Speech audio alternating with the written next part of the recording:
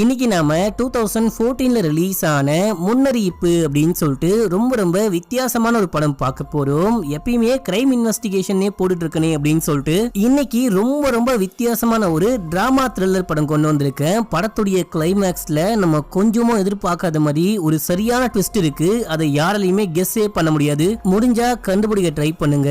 இந்த படத்துல நம்ம மம்முட்டி தான் நடிச்சிருக்காரு. 2 கொலை பண்ணிட்டு ஜெயிலுக்குள்ள போயிட்டாரு அப்படின்னு சொல்றாங்க. தண்டனை காலம் முடிஞ்சுமே நம்ம ஹீரோ வெளியே வராம ஜெயிலுக்குள்ளே இருக்காரு. அதுவும் நான் யாரையுமே கொலை பண்ணல அப்படின்னு சொல்லிட்டு இருக்காரு. ஒரு ஜேர்னலிஸ்ட் போயிட்டு நம்ம ஹீரோ கிட்ட விசாரிக்கிறாங்க. நீங்க 2 கொலை பண்ணல அப்படின்னு சொல்றீங்க, ரிலீஸ் டைம் முடிஞ்சும் வெளியே வரமாட்டேன்னு அடம் பிடிச்சிட்டு இருக்கீங்க அப்படின்னு சொல்லிட்டு விசாரிக்க ஆரம்பிக்கும் போது இவங்க கண்டுபிடிச்ச விஷயம் என்ன, அதையெல்லாம் தாண்டி கிளைமேக்ஸ் ட்விஸ்ட் மக்களே சத்தியமா அடிச்சு சொல்றேன். இந்த மாதிரி ஒரு மம்முட்டி படத்தை நீங்க வாழ்க்கையில பார்த்திருக்க மாட்டீங்க. எங்கேயுமே ஸ்கிப் பண்ணாம பொறுமையா அமைதியா உட்கார்ந்து பாருங்க. கிளைமேக்ஸ் பயங்கரமா இருக்க போகுது. சரி வாங்க இந்த படத்தை டீடைலா பார்க்கலாம். அது கூட நம்ம சேனலை சப்ஸ்கிரைப் பண்ணிக்கோங்க. பக்கத்துல வர பெல்லையும் கிளிக் பண்ணிக்கோங்க. இன்னமும் இன்ஸ்டால ஃபாலோ பண்ணல அப்படின்னா ஓடி போயிட்டு ஃபாலோ பண்ணிட்டு வந்துருங்க. இந்த படத்துடைய ஸ்டார்டிங் சீன்லயே நம்ம ஹீரோயினை காமிக்கிறாங்க. நம்ம ஹீரோயின் ஒரு பார்ட்டி இருக்கு அப்படின்னு சொல்லிட்டு கார்ல போயிட்டு இருக்காங்க. காரை ஓடிட்டே இருக்கும் போது தன்னுடைய ஃப்ரெண்டு கிட்ட போன் பேசிக்கிட்டே போக அந்த பக்கம் போன ஒரு போலீஸ் வண்டியை நிப்பாட்டி யாருமா என்னமா போன் பேசிக்கிட்டே வண்டியில போயிட்டு இருக்கிற அப்படின்னு சொல்லிட்டு விசாரிக்க ஆரம்பிக்கிறாரு. நான் ஒரு ஜேர்னலிஸ்ட் அப்படின்னு சொல்றாங்க. எங்க ஒர்க் பண்றீங்க அப்படின்னு சொல்லிட்டு கேட்கும்போது ஆக்சுவலா நான் ஒரு ஃப்ரீலான்சிங் ஜேர்னலிஸ்ட் அப்படின்னு சொல்றாங்க. இப்போ எங்கமா போயிட்டு இருக்க அப்படின்னு சொல்லிட்டு கேட்கும்போது ஒரு புகழ்பெற்ற பத்திரிகையாளர் கே வந்துட்டு ஒரு பார்ட்டிக்கு அரேஞ்ச் பண்ணிருக்காரு. அந்த பார்ட்டி தான் நான் போயிட்டு இருக்கேன் அப்படின்னு சொல்றாங்க. போறீங்க சரி, அதுக்குன்னு போன் பேசிக்கிட்டா போவீங்க, போயிட்டு வண்டியோடைய புக்கெல்லாம் கொண்டு வாங்க அப்படின்னு சொல்லிட்டு கேட்கும்போது என் ஃப்ரெண்டோடைய வண்டி கடன் வாங்கி ஓட்டிக்கிட்டு இருக்கேன் அப்படின்னு சொல்லிட்டு ஃப்ரெண்டுக்கு போனை போட்டு கொடுக்குறாங்க. போலீஸும் பேசி முடிச்சுட்டு எல்லாம் ஓகே தான், போன் பேசிக்கிட்டே டிரைவ் பண்ணிட்டு வந்ததுக்கு ஃபைனை மட்டும் கட்டு போங்க அப்படின்னு சொல்லிட்டு ஃபைன் எழுதி கொடுக்குறாரு. இப்ப அப்படியே இவங்களும் எல்லாமே முடிச்சுட்டு இங்கிருந்து கிளம்பி அந்த பார்ட்டிக்கு போறாங்க. பார்ட்டியும் நல்லாவே நடந்துட்டே இருக்கு. அந்த கே இருக்காரு பாத்தீங்களா, அவருக்கு யாரோ கால் பண்றாங்க. கால் பண்ணி பேசி முடிச்சுட்டு நம்ம ஹீரோயினை கூப்பிட்டு நீ ஃப்ரீலான்சிங் தானமா பண்ணிட்டு இருக்க அப்படின்னு சொல்லிட்டு கேட்க ஆமான்றாங்க. என்கிட்ட ஒரு வேலை இருக்கு, அதை நீ பாக்குறியா அப்படின்னு சொல்லிட்டு கேட்கும் போது சார் கண்டிப்பா இப்போ சும்மா தான் சுத்திக்கிட்டு இருக்கேன், நீங்க என்ன வேலை கொடுத்தாலும் செய்வேன், அது என்னுடைய பிளஷர் அப்படி இப்படின்னு சொல்றாங்க. என்னுடைய ஃப்ரெண்டு ஒருத்தர் ஜெயில் சூப்பரண்டா இருக்காரு. கூடிய சீக்கிரமே ஒரு 4-5 மாசத்துல ரிட்டையர்ட் ஆக போறாரு. தன்னுடைய சுயசரிதைய ஒரு புக்கா எழுதலாம் அப்படின்னு சொல்லிட்டு முயற்சி பண்ணிட்டு இருக்காரு. என்கிட்ட கேட்டுட்டு இருந்தாரு, உனக்கு ஓகேனா அவருடைய புக்கை நீ தயார் பண்ணி கொடுக்குறியா, முக்கியமா அவர் வந்துட்டு ரிட்டையர்ட் ஆகிறதுக்கு முன்னாடி அந்த புக் ரெடி ஆகணும் அப்படின்னும் போது கண்டிப்பா அப்படின்னு சொல்லிட்டு ஹீரோயினும் போயிட்டு அந்த ஜெயிலரை பாக்குறாங்க. பார்த்து பேச ஆரம்பிக்கும் போது அந்த ஜெயிலரு இந்த ஜெயில் கைதிகளுக்காக என்னென்ன விஷயம்லாம் பண்ணிருக்கேன், என்னென்ன நல்ல விஷயம்லாம் பண்ணிருக்கேன் அப்படின்னு சொல்லிட்டு எல்லாமே சொல்றாரு. அப்படி சொல்லும் போது ஏதாவது கொலையோ இல்ல பெரிய விஷயமோ பண்ணிட்டு ஒரு 10 வருஷம் 15 வருஷம்லாம் சில கைதிகள் ஜெயிலே வந்து தங்கிடுவாங்க. வெளியே போகும்போது அவங்களுக்கு குடும்பமும் இருக்காது, சொந்தக்காரங்களும் பெருசா ஹெல்ப் பண்ண மாட்டாங்க, பொதுமக்களும் ஜெயிலுக்கு போயிட்டு வந்தவங்களுக்கு வேலையை கொடுக்க மாட்டாங்க. அந்த மாதிரி ஆட்களுக்கெல்லாம் நாங்க பேங்க் மூலமா பேசி ஏதாவது லோன் மாதிரி வாங்கி கொடுத்து பிசினஸ்லாம் ஆரம்பிக்க ஹெல்ப் பண்ணிட்டு இருக்கோம். இங்க நிக்கிறான் பாரு ராகவன், இவெல்லாம் 2 கொலை பண்ணிட்டு ஜெயிலுக்கு வந்தவன். 14 வருஷம் மட்டும்தான் ஜெயில் தானே, அது முடிஞ்சு 6 வருஷம் ஆகுது. இவன் ஜெயிலுக்குள்ள வந்து 20 வருடங்கள் ஆகுது. ஜெயில் வாழ்க்கையே பழகி போயிட்டு வெளியே போக பயந்துட்டு ஜெயிலுக்குள்ளேயே இருந்துகிட்டு இருக்கான். நானும் சரி ஓகே நல்லவனா இருக்கான், அமைதியான மனுஷனா இருக்கான், எனக்கும் ஹெல்ப் பண்ண ஆள் இல்லையே அப்படின்னு சொல்லிட்டு ஜெயிலுக்குள்ளேயே சில விஷயங்கள்லாம் பண்ணிட்டு ஹெல்ப் பண்ணிட்டு இங்கேயே சாப்பிட்டுட்டு இங்கேயே தூங்கிட்டு இருக்கான் அப்படின்னு சொல்லிட்டு ஜெயிலர் சொல்றாரு. என்னடா வித்தியாசமான கேரக்டரா இருக்கே அப்படின்னு சொல்லிட்டு ஹீரோயின் பாக்குறாங்க. பார்த்தா நம்ம ஹீரோ ஒரு பாவப்பட்ட குழந்தை மாதிரி ஒரு ஓரமா நிக்கிறாரு. இவரை பார்த்தாலே ரொம்ப பாவமா இருக்கும் மக்களே. இப்போ இந்த விஷயம்லாம் ஜெயிலர் பேசிக்கிட்டே இருக்கும் போது ஒரு போன் அடிக்குது அப்படின்னு சொல்லிட்டு அதை பேச போயிட்டாரு. அப்போ நம்ம ஹீரோ அந்த டேபிள கிளீன் பண்ண வந்தவரு நான் யாரையும் கொலை பண்ணல அப்படின்னு சொல்லிட்டு போறாரு. இப்போ ஜெயிலர் வந்ததுக்கு அப்புறமா நம்ம ஹீரோயின் இப்ப போனவர் பேரு ராகவன் தானே, அவர் என்கிட்ட நான் யாரையுமே கொலை பண்ணலன்னு சொல்லிட்டு போனாரு, என்ன விஷயம் அப்படின்னு சொல்லிட்டு கேட்கும் போது அவன் வரப்போற எல்லார்கிட்டயுமே கொலை பண்ணல அப்படின்னு தான் சொல்லிக்கிட்டு இருக்கான். ஆனா கோர்ட்டு தான் அவன் கொலைகாரன், சாட்சியங்களும் ஆதாரங்களும் அவனுக்கு எதிராக இருந்த காரணத்தினால அவன் தான் கொலைகாரன் அப்படின்னு சொல்லிட்டு முடிவு பண்ணி தண்டனையும் முடிஞ்சு போச்சு, இதுக்கப்புறம் அதை பத்தி பேசி எந்த பலனும் கிடையாது அப்படின்னு சொல்றாங்க. ஹீரோயினும் அந்த வேலையெல்லாம் பார்த்துட்டு அங்கிருந்து கிளம்புறாங்க. இப்ப அப்படியே எங்க சீனை கட் பண்ணி நம்ம ஹீரோவை காமிக்கிறாங்க. நம்ம ஹீரோ ஒரு ஜெயில் கைதி மாதிரியே 6 மணிக்கெல்லாம் செல்லுக்குள்ள போயிட்டு இருப்பாரு. ஒரு மாதிரி சோகமா படுத்துக்கிட்டு இருக்காரு. செவுத்துல 2 லேடிஸ் உடைய போட்டோ இருக்கு. நம்ம ஹீரோ வந்துட்டு தன்னுடைய கட்டின மனைவியையும் அதுக்கப்புறம் வேலை பார்த்துக்கிட்டு இருந்த ஓனரமாவையும் கொலை பண்ணிட்டு வந்துட்டு இருப்பாரு அப்படின்னு சொல்றாங்க. அது உண்மையா இல்லையா அப்படின்லாம் தெரியல. அந்த போட்டோ ஒட்டி வச்சுக்கிட்டு பார்த்துக்கிட்டு ஃபீல் பண்ணிக்கிட்டு நிலாவை பார்த்துக்கிட்டு அப்படின்னு சொல்லிட்டு இவருடைய வாழ்க்கை இதே மாதிரி சோகமா போயிட்டு இருக்கு அப்படின்னு சொல்லிட்டு காமிக்கிறாங்க. ஏன் தலைவன் ஜெயில விட்டு போக மாட்டான் அப்படின்னு அப்படின்னு தான் தெரியல. இப்ப அப்படியே சீனை கட் பண்ணி நம்ம ஹீரோயினை காமிக்கிறாங்க. ஹீரோயின் ஒரு குட்டி ஆபீஸ் மாதிரி வச்சிருக்காங்க. போயிட்டு கொலீக்ஸ் ஃப்ரெண்ட்ஸ் அப்படின்னு சொல்லிட்டு எல்லாரையுமே அங்கதான் மீட் பண்றாங்க. மீட் பண்ணி இந்த மாதிரி இங்க நடந்த எல்லா விஷயத்த பத்தியுமே சொல்றாங்க. ஒரு ஜெயிலருடைய சுயசரிதையை எழுதலாம் அப்படின்னு சொல்லிட்டு போன இடத்துல ராகவன் அப்படின்னு சொல்லிட்டு ஒரு இன்ட்ரெஸ்டிங்கான கேரக்டரை பார்த்தேன். தண்டனை காலம் முடிஞ்சுமே ஜெயிலை விட்டு வெளியே போகாம ஜெயிலுக்குள்ளேயே வெளி வாழ்க்கையை பார்த்து பயந்துகிட்டு இருக்கிற ஒரு ஆளை பார்த்தேன். இதுல இன்னமும் இன்ட்ரெஸ்டிங்கான விஷயம் என்ன அப்படின்னா, தண்டனை காலம் முடிஞ்சதுக்கு அப்புறமும் ஜெயிலை விட்டு வெளியே போகாம நான் நிரபராதின்னு சொல்லி சுத்திட்டு வந்துட்டு இருக்காரு அப்படின்னும் போது எல்லாருக்குமே இன்ட்ரெஸ்டிங்கா இருக்கு. நான் போயிட்டு அவர்கிட்ட பேசி பார்க்க போறேன், அவர்கிட்ட இருந்து நமக்கு ஏதாவது கிடைக்குமான்னு பார்க்க போறேன் அப்படின்னு சொல்லிட்டு இங்க இருந்து கிளம்பி மறுநாளே ஜெயிலுக்கு போயிட்டு வார்டன் கிட்ட பெர்மிஷன்லாம் வாங்கிட்டு நம்ம ஹீரோவை மீட் பண்ண போறாங்க. நம்ம ஹீரோவை மீட் பண்றதுக்கு முன்னாடி சில ஃபார்மாலிட்டிஸ்லாம் இருக்கும். நம்ம ஹீரோக்கு தண்டனை காலம் முடிஞ்சாலுமே நம்ம ஹீரோ இன்னமும் வெளியே போகாம இருக்காரு இல்லையா, அதனால சில விஷயங்கள்ல கையெழுத்தெல்லாம் வாங்குறாங்க. அப்போ அங்க இருக்கிற போலீஸ் நம்ம ஹீரோவை பத்தி ஹீரோவுடைய ரெக்கார்ட்ஸ் எல்லாம் படிச்சு பார்க்கும்போது இவரு ஜெயிலுக்குள்ள வந்து 20 வருஷங்கள் ஆகுது. 20 வருஷத்துல ஒருத்தர் கூட நம்ம ஹீரோவை பார்க்க வரலையா, ஒரு வாட்டி கூட நம்ம ஹீரோ பரோல்ல வெளியே போகலையா, அது எல்லாத்தையுமே தாண்டி உடம்புல ஒரு ப்ராப்ளம்னு சொல்லிட்டு ஹாஸ்பிட்டலுக்கு கூட போகலையா, நீதாமா 20 வருஷத்துல முதல் முறையா ராகவனை பார்க்க வந்திருக்க, இல்ல சைன் போட்டு போ அப்படின்னும் போது இவங்களுக்கு பயங்கர ஆச்சரியமா இருக்கு. இப்படி ஒரு மனுஷனா அப்படின்னு சொல்லிட்டு போயிட்டு மீட் பண்ணி பேச ஆரம்பிக்கிறாங்க. இந்த மாதிரி ஜெயிலருடைய வாழ்க்கை வரலாறு ஒரு சுயசரிதையா எழுதிக்கிட்டு இருக்கேன். அவருடைய வாழ்க்கை வரலாறு எழுதும் போது சில பேர்கிட்ட ரொம்ப நாளா அவரை பத்தி தெரிஞ்சவங்க கிட்ட கேட்டு அவருடைய பிஹேவியர்ஸ் என்ன, அவர் உங்களுக்கு என்ன மாதிரிலாம் ஹெல்ப் பண்றாரு அப்படின்னு சொல்லிட்டு சில கைதிகள் கிட்டயுமே பேச போறேன். அந்த மாதிரி தான் உங்களை பார்க்க வந்திருக்கேன் அப்படின்னு சொல்லிட்டு ஒரு பொய்ய பிட்ட போட்டு விடுறாங்க. இப்படிலாம் சொல்லிட்டு பேச ஆரம்பிக்கிறாங்க. 20 வருஷமா ஜெயிலுக்குள்ள இருக்கீங்க, இந்த ஜெயில் வாழ்க்கை எப்படி இருக்கு, எல்லாரும் ஜெயிலுக்குள்ள வந்தாங்க அப்படின்னா எப்படா வெளியே போவோம் எப்படா வெளியே போவோம்னு காத்துட்டு இருப்பாங்க. நீங்க வெளியே போகாம இருக்கிறதுக்கு என்ன காரணம், ஜெயிலுக்கு முன்னாடி உங்க வாழ்க்கை எப்படி இருந்துச்சு, நீங்க ஏன் மறுபடியும் போயிட்டு உங்க வாழ்க்கையை ஸ்டார்ட் பண்ணல அப்படின்னு சொல்லிட்டு கேட்கும் போது யாருக்குமே 2 வாழ்க்கை கிடையாது. அது என்ன ஜெயிலுக்கு முன்னாடி ஒரு வாழ்க்கை, ஜெயிலுக்கு பின்னாடி ஒரு வாழ்க்கை, எல்லாருக்குமே ஒரே ஒரு வாழ்க்கை மட்டும்தான் இருக்கு. வாழ்க்கை முடிய போகுது அப்படின்னா அவங்க இறந்து போயிட்டு இருப்பாங்க. சில பேருக்கு சில விஷயம் பெருசாவும் சில பேருக்கு சில விஷயம் சின்னதாவும் தெரியும். எனக்கு இந்த 20 வருஷம் அவ்வளவு பெருசாலாம் ஒன்னும் தெரியல, டக்குன்னு முடிஞ்ச மாதிரியே இருக்கு அப்படின்றாரு. நம்ம ஹீரோயின் ஹீரோ பேசுறது எல்லாத்தையுமே ரெக்கார்ட் பண்ணும் அப்படின்னு சொல்லிட்டு ஒரு ஆடியோ ரெக்கார்டர் கொண்டு வந்திருப்பாங்க. இது என்ன அப்படின்னு சொல்லிட்டு கேட்கும் போது இது ஆடியோ ரெக்கார்டர், நீங்க பேசுற எல்லா விஷயத்தையும் ரெக்கார்ட் பண்ணும் அப்படின்னும் போது ஓ இதுக்கெல்லாம் கூட மிஷின் கண்டுபிடிச்சிட்டாங்களா, ஆனா இதால வாய்ஸை மட்டும்தான் ரெக்கார்ட் பண்ண முடியும், ஃபீலிங்ஸ் இல்ல அப்படின்னும் போது ஆமா அப்படின்றாங்க. ஒரு மாதிரி யோசிக்கிறாங்க. நம்ம ஹீரோ பேசுற ஒவ்வொரு விஷயமும் என்னமோ ஒரு தத்துவ ஞானி பேசுற மாதிரியே இருக்கும்னா பாத்துக்கோங்களேன். கடைசியா ஒரு கேள்வி, நீங்க யாரையுமே கொலை பண்ணாம எந்த தப்புமே பண்ணாம ஜெயிலுக்குள்ள வந்து தண்டனை அனுபவிச்சுட்டு இருக்கீங்க அப்படின்னு சொன்னீங்க, நிரபராதி அப்படின்னு சொன்னீங்க, அதை பத்தி கொஞ்சம் சொல்ல முடியுமா அப்படின்னு சொல்லிட்டு கேட்கும் போது இப்ப இந்த இடம் இருட்டா இருக்கு அப்படின்னா ஒரு சுவிட்சை ஆன் பண்ணோன்னே லைட் எரிஞ்சு வெளிச்சம் வர ஆரம்பிக்கும். அதுவே இப்ப இந்த இடத்த பாருங்க பயங்கர வெளிச்சமா இருக்கு இல்லையா, ஏதாவது ஒரு சுவிட்சை ஆன் பண்ணா இருட்டாகிற மாதிரி ஏதாவது பல்பை கண்டுபிடிச்சிருக்காங்களா அப்படின்னு சொல்லிட்டு கேட்கும் போது கிடையாது அப்படின்றாங்க. அதே போலதான் உண்மையும் வெளிச்சத்தையும் உண்மையும் யாராலையுமே மறைக்க முடியாது. தற்காலிகமா ஏதாவது ஒரு துணியவோ ஏதாவது ஒரு விஷயத்தையோ வச்சு தடுத்து நிப்பாட்ட முடியுமே கண்டி, என்னைக்காச்சும் ஒரு நாள் உண்மை கண்டிப்பா வெளியே வந்தே தீரும் அப்படின்னும் போது இவங்க ஒரு மாதிரி ஆடி போயிட்டாங்க. யாரா இந்த மனுஷன் அப்படின்ற மாதிரி பார்த்துட்டு இங்க இருந்து கிளம்பி வீட்டுக்கு போறாங்க. வீட்டுக்கு போனாலுமே கூட நம்ம ஹீரோயினுக்கு ஹீரோவுடைய நினைப்பு மட்டும்தான் ஓடிட்டே இருக்கு. ஹீரோ சொன்ன விஷயங்கள் மட்டும்தான் மைண்டுக்குள்ள ஓடிட்டே இருக்கு. வீட்டுல இருக்க லைட்டை கைய வச்சுலாம் மறைச்சு பாக்குறாங்க. ஆமால ஹீரோ சொன்னது எல்லாமே உண்மைதானே அப்படின்ற மாதிரி யோசிக்கிறாங்க. அத்தனாலே போயிட்டு ஜெயிலரை மீட் பண்ணி நான் ராகவனை மீட் பண்ணேன், ராகவன் உங்களை பத்தி பயங்கர பெருமையா பேசினாரு, நீங்க நிறைய ஹெல்ப் பண்ணிருக்கீங்களா அப்படி இப்படின்னு சொல்லிட்டு உங்களை பத்தி மட்டும்தான் பேசிட்டாரு அப்படின்னும் போது ஆமா ஆமா நான் வந்துட்டு அவனை அவ்வளவு நல்லா பாத்துக்கிறேன், அதான் நான் அவனை கூடவே வச்சிருக்கிறேன் அப்படின்னு சொல்லிட்டு வைஃப் கிட்ட சொல்லி சில பேப்பர்லாம் கொண்டு வர சொல்றாரு. அதை கொண்டு வந்தோடனே நான் நிறைய கவிதைலாம் கூட எழுதுவேன், என்னுடைய புக்ல இந்த கவிதையெல்லாம் இடம் பெறணும் அப்படின்னு சொல்லிட்டு ஆசைப்படுறேன், இதெல்லாம் கொஞ்சம் ஆல்டேஷன் பண்ணி நீங்களே கொஞ்சம் போட்டு விட்டுருங்க அப்படின்னு சொல்லிட்டு கையில கொடுக்க இவங்களும் வாங்கிக்கிறாங்க. கொஞ்சம் பேமெண்ட்டும் கொடுக்குறாரு. அப்ப நம்ம ஹீரோயின் ராகவன் நிறைய விஷயங்கள் எழுதுவாரு அப்படின்ற விஷயம்லாம் நான் பார்த்தேன், சில பேப்பர்ஸ்லாம் கூட பார்த்தேன், அவரு ரைட்டரா அப்படின்னு சொல்லிட்டு கேட்கும் போது முன்னாடி டிரைவரா இருந்தாரு அப்படின்னு சொல்லிட்டு கேள்விப்பட்டேன், ரைட்டர்லாம் ஒன்றும் கிடையாது, ஆனா ஜெயிலுக்குள்ள உட்காந்துட்டு ஏதாவது எழுதி வச்சுக்கிட்டு இருப்பான் அப்படின்னு சொல்லிட்டு அந்த ஜெயிலர் சொல்லும் போது அந்த விஷயம்லாம் நீங்க பாத்திருக்கீங்களா அப்படின்னு சொல்லிட்டு கேட்கும் போது இல்லப்பா அதெல்லாம் என்னுடைய வேலை கிடையாது, ஏதோ எழுதுவான் மட்டும் தெரியும் அப்படின்னு சொல்லிட்டு ஜெயிலர் சொல்லும் போது நான் அதெல்லாம் பார்க்க ஆசைப்படுறேன், கொஞ்சம் அவர்கிட்ட பேச ஆசைப்படுறேன், உங்களை பத்தி புக்ல எழுதும் போது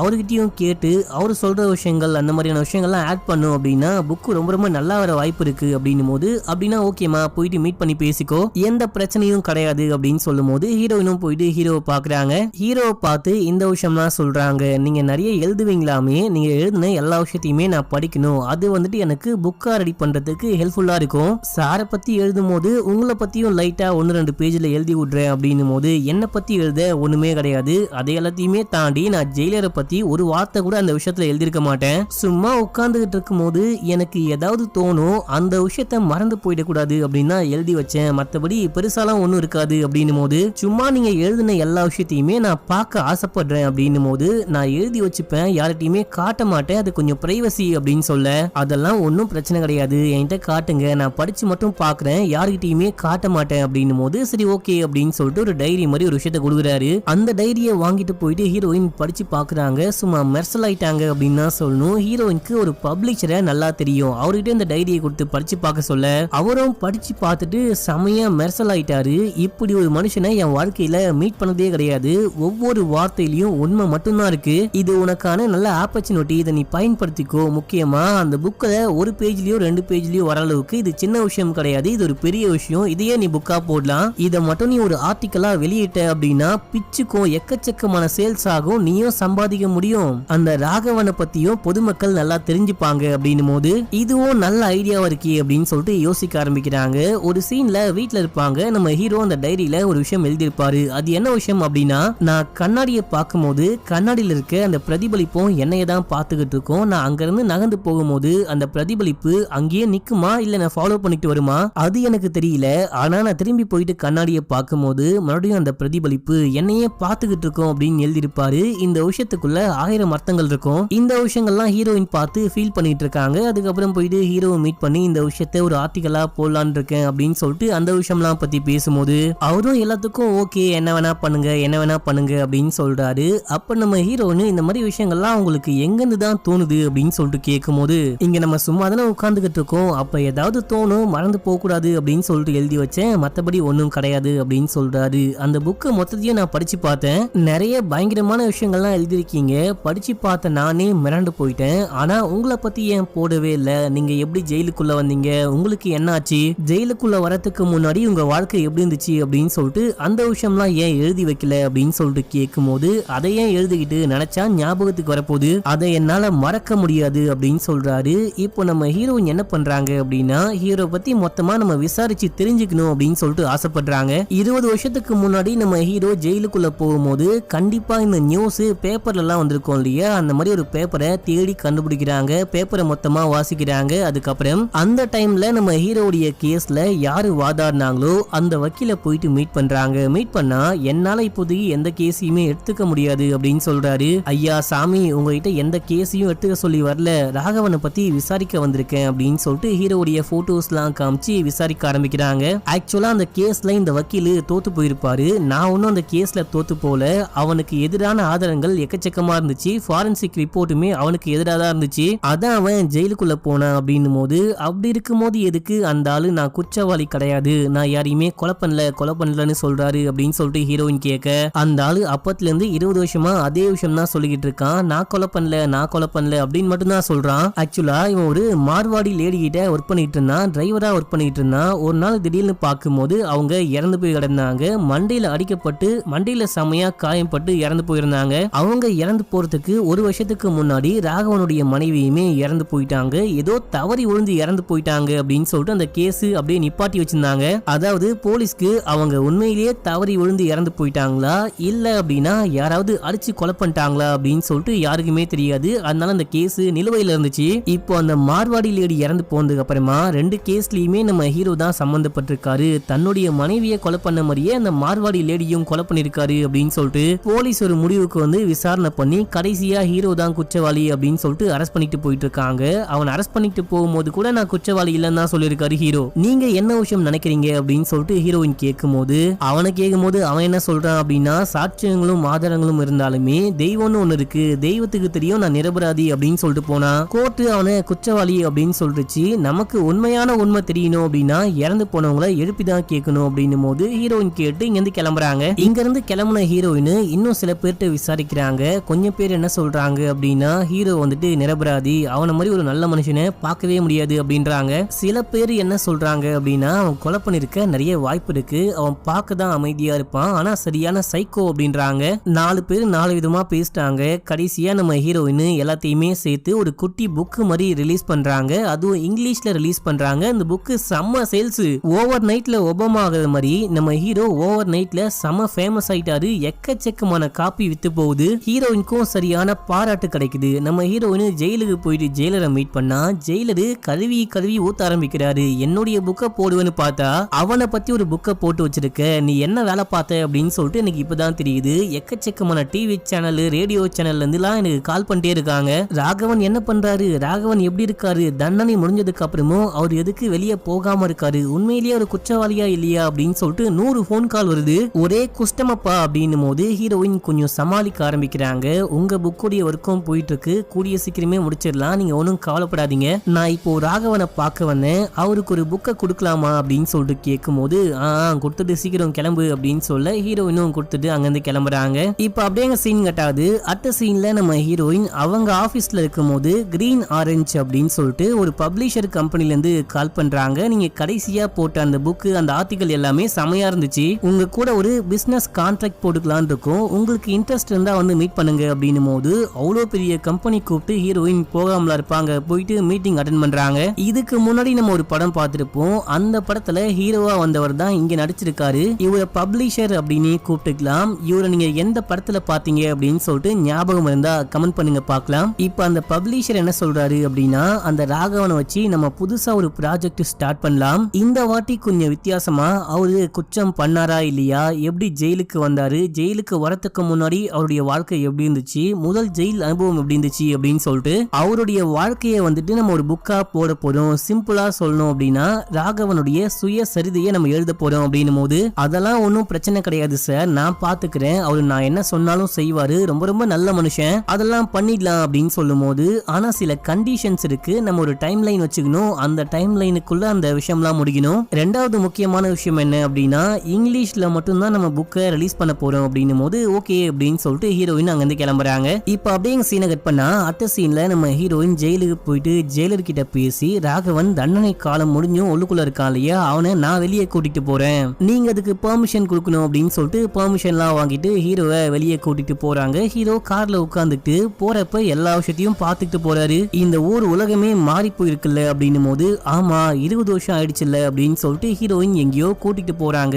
இப்ப நம்ம எங்க போறோம், எங்க ஸ்டே பண்ண போறோம், அடுத்தது என்ன விஷயம் பண்ண போறோம் அப்படின்னு சொல்லிட்டு ஹீரோ குழந்தை மாதிரி கேட்டுக்கிட்டே போக கொஞ்சம் அமைதியா வாங்க நான் கூட்டிட்டு போறேன் அப்படின்னு சொல்லிட்டு ரூம்க்கு கூட்டிட்டு போறாங்க. ஒரு ஆள் தங்கறதுக்கான சௌகரியமான எல்லா வசதிகளும் அந்த ரூம்ல இருக்கு. இந்த ரூம் உங்களுக்கு ஓகே தானே அப்படின்னும் போது ஓகே அப்படின்னு சொல்றாரு. நீங்க இங்கேயே ஸ்டே பண்ணிக்கோங்க, நான் அடிக்கடிக்க உங்களை வந்து பாக்குறேன், நமக்கு 10 நாள் மட்டும்தான் டைம் இருக்கு, நான் சொன்னேன் இல்லையா அந்த பப்ளிஷர்ஸ் வந்துட்டு சீக்கிரம் முடியணும் அப்படின்றாங்க. நீங்க எழுத ஸ்டார்ட் பண்ணுங்க, இந்த ரூம் விட்டு வெளியே போகாதீங்க, உங்களுக்கு தேவையான எல்லாமே இங்க கொண்டு வந்து கொடுத்துட்டு போவாங்க அப்படின்னும் போது எழுது அப்படின்னா நான் என்ன எழுதிட்டோம் அப்படின்னு சொல்லிட்டு கேட்க நான் தான் சொன்னேன்ல ராகவன் சேட்டா, நீங்க வந்துட்டு உங்க வாழ்க்கைய பத்தி எழுதுங்க, உங்களுக்கு என்ன விஷயம்லாம் தோணுதோ எல்லாத்தையுமே எழுதுங்க, நீங்க என்ன பண்ணிட்டு இருந்தீங்க, ஜெயிலுக்கு எப்படி வந்தீங்க, ஏன் நீங்க நிரபராதி அப்படின்னு சொல்றீங்க, உங்க பக்கம் இருக்கிற நியாயம் என்ன அப்படின்னு சொல்லிட்டு எல்லாமே எழுதுங்க, நீங்க எழுதுற எல்லா விஷயத்தையுமே நான் இங்கிலீஷ்ல டிரான்ஸ்லேட் பண்ணிக்கிறேன் அப்படின்னு சொல்லிட்டு சாப்பாடு இருக்கு அப்படின்னு சொல்லும் போது ஜெயிலையும் இதே மாதிரிதான் 5-6 மணிக்கெல்லாம் சாப்பாடு கொடுத்துருவாங்க.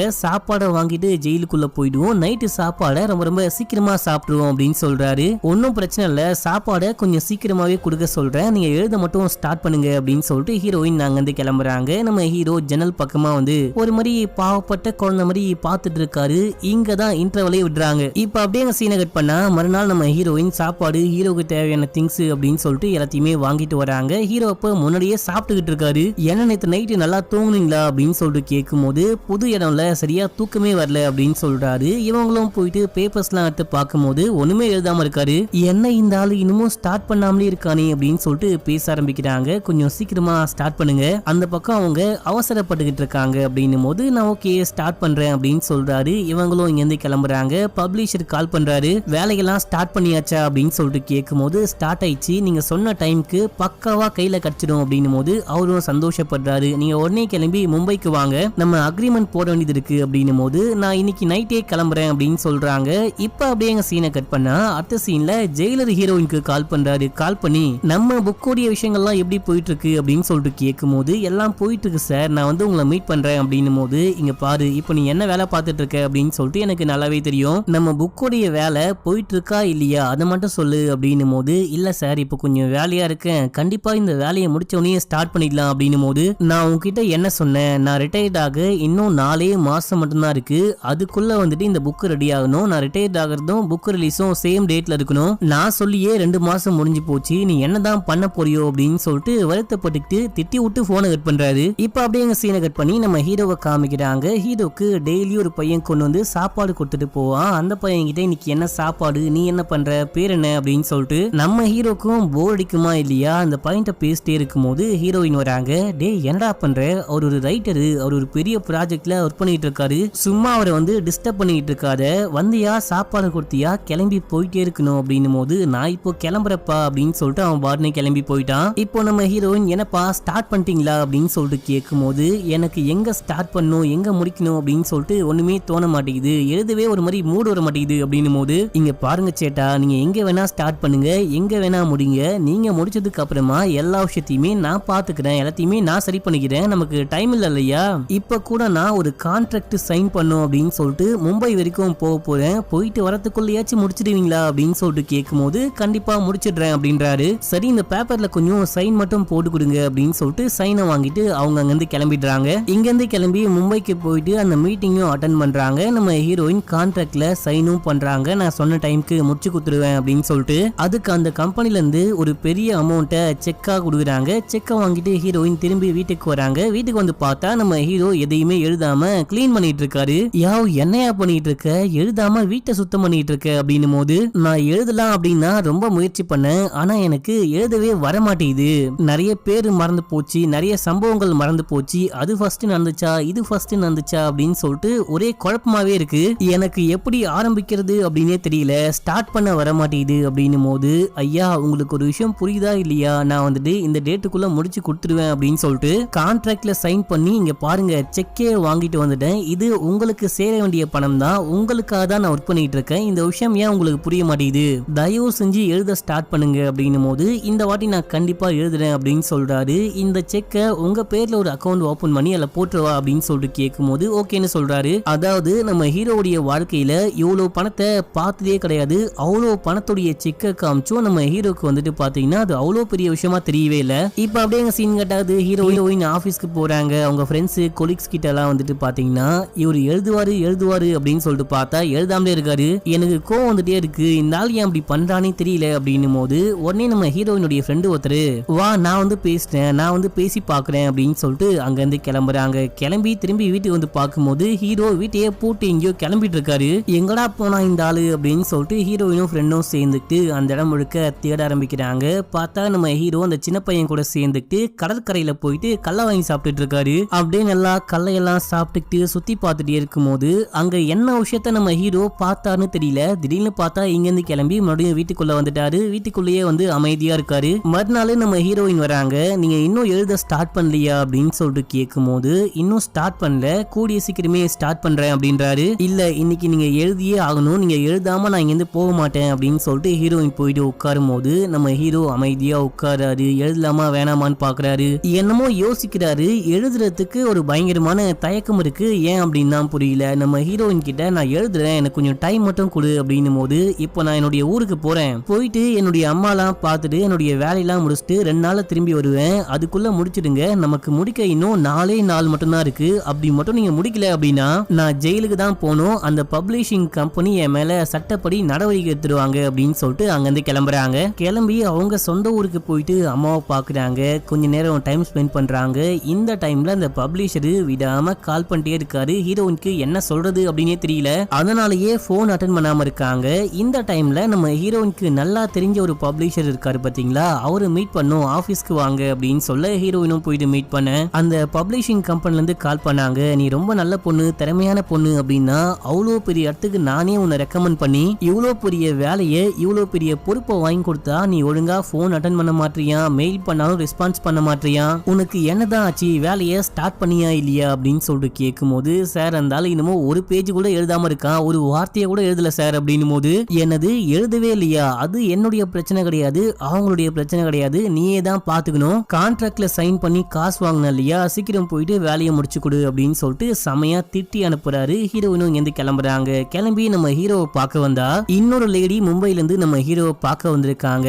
எப்படி நம்ம ஹீரோ இருக்கிற இடத்த கண்டுபிடிச்சாங்க அப்படின்னு சொல்லிட்டு தெரியல. பேசிக்கிட்டே இருக்கும்போது ஹீரோயின் உள்ளுக்குள்ள வராங்க. யார் நீங்க அப்படின்னு சொல்லிட்டு கேட்கும் போது என் பேரு பிரியா, நான் ஒரு ஜேர்னலிஸ்ட், ராகவன் சாரை பார்த்துட்டு போலான்னு வந்தேன் அப்படின்னும் போது அவரெல்லாம் பார்க்க முடியாது, இங்க இருந்து கிளம்பு, இந்த இடம் எனக்கு சொந்தமானது, ஃபர்ஸ்ட் இங்க இருந்து போ அப்படின்னு சொல்ல அவங்களும் அங்க இருந்து கிளம்பிடுறாங்க.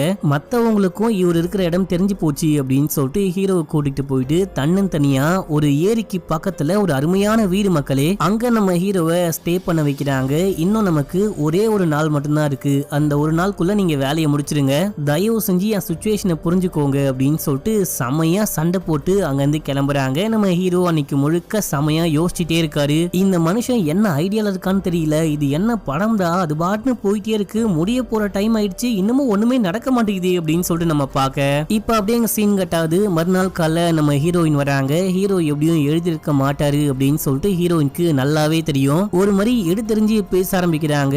உங்களுடைய புக்ஸ், உங்களுக்கு சொந்தமான எல்லா திங்ஸ், உங்களுக்கு சேர வேண்டிய பணம் அப்படின்னு சொல்லிட்டு எல்லாத்தையுமே கொண்டு வந்துட்டேன், எப்படியும் நீங்க எழுதிருக்க மாட்டீங்க, உங்க மூட்டை முடிச்ச கட்டுங்க, நீங்க எங்க போகணுமோ நாங்க கூட்டிட்டு போயிட்டு டிராப் பண்றேன், கிளம்புங்க கிளம்புங்க அப்படின்னு சொல்லிட்டு கத்திட்டே இருக்கும்போது நான் கிளம்ப தான் போறேன், எல்லாத்தையுமே பேக் பண்ணிட்டேன், அதுக்கு முன்னாடி இதை படிச்சு பாருங்க அப்படின்னு சொல்லிட்டு ஒரு 20-30 பேப்பருக்கு தலைவன் எழுதியிருக்கான். பாரியா, கடைசியா எப்படியோ தலைவன் நம்மள காப்பாத்திட்டான் அப்படின்னு சொல்லிட்டு படிக்க ஆரம்பிக்கிறாங்க. ஸ்டார்டிங்ல எப்பா என்ன ஒரு ரைட்டிங் அப்படின்னு சொல்லிட்டு படிச்சுட்டே இருந்தவங்க படிக்க படிக்க பயப்பட ஆரம்பிக்கிறாங்க. வேர்த்து ஊத்த ஆரம்பிக்குது. எதை பார்த்து இவங்க பயப்படுறாங்க. நம்ம ஹீரோ அப்படி என்ன விஷயம் எழுதினாரு அப்படின்னு சொல்லிட்டு தெரியல. இப்போ ஹீரோயின் படிச்சுக்கிட்டே நம்ம ஹீரோவை பாக்குறாங்க.